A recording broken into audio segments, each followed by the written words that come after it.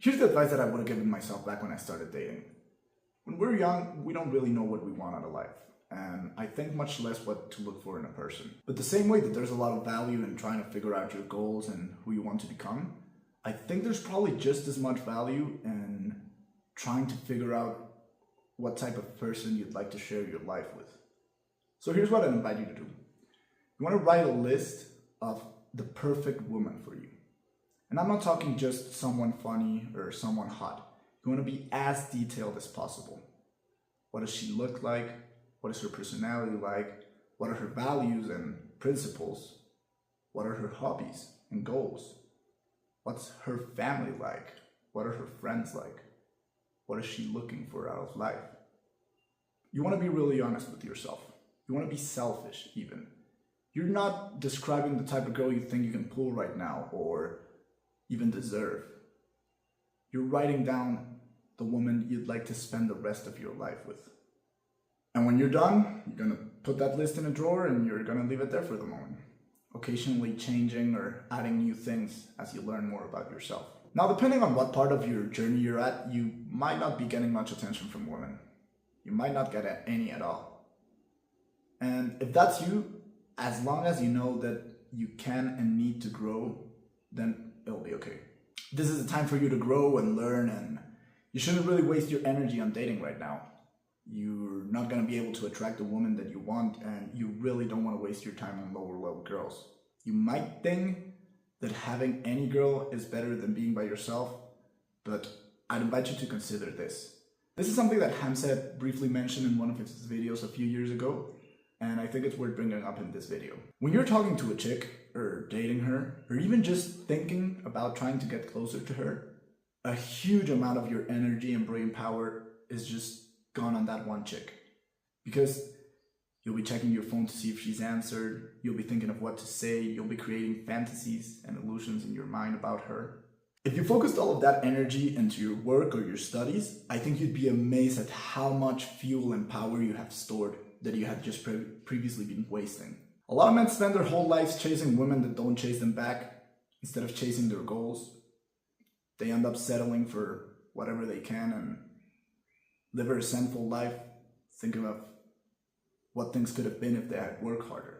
You won't ever attract a high-level woman just by wanting her. You'll have to become the man that she desires to be with and stick by. That will take years of discipline and hard work, hundreds of days of work and focus, and hundreds of nights of solitude. I believe that if you follow a righteous path and you consistently do what you know needs to be done, life will have a way of rewarding you. And when that happens, that list will become very important. Because someday, someone will walk into your life. And they'll look a lot like the person you described in that list hundreds of days ago. They won't be exactly the same. That would be too easy. And this will confuse you. You know, she'll deviate just enough from what you wrote down to make you consider whether she's actually the one. See, this is what happened to me. Someone walked into my life who, on the surface, fit that list. She was beautiful. She was elegant. She was modest, but very stylish. She was very well-mannered. The type of girl you'd bring home to meet your parents. So we started going out. But very soon into dating this chick, I realized something really interesting. I actually didn't get along with this person at all.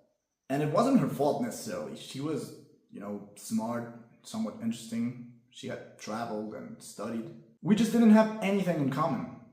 And our personalities didn't match at all. By the third or fourth date, I was bored out of my mind. But I kept dating her for a while because my mindset was rather scarce at the time. I thought she was the best I could do. And she was actually really good looking. There was this part of me that felt like she gave me some status and that she made me look like the man. But deep down, I really knew I wouldn't want to spend my time with her. Funnily enough, a lot of the things that I thought I wanted in a partner didn't actually work for me at all.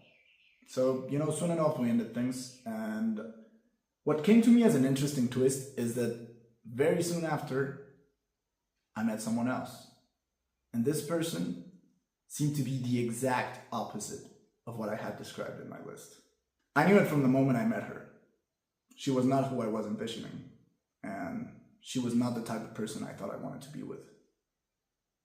Yet, we fell in love. I was in a relationship with this girl for over a year, and it was very impactful. It was filled with lessons that taught me a lot and truly made me become a greater man.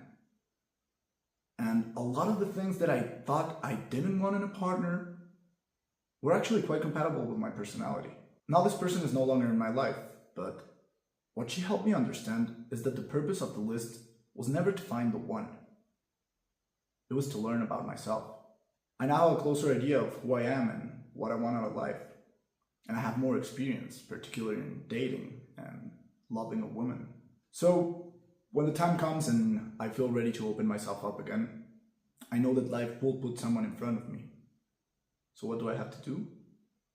I have to write another list. One that reflects everything that I've learned and the person that I've become and all the things that I've learned about myself.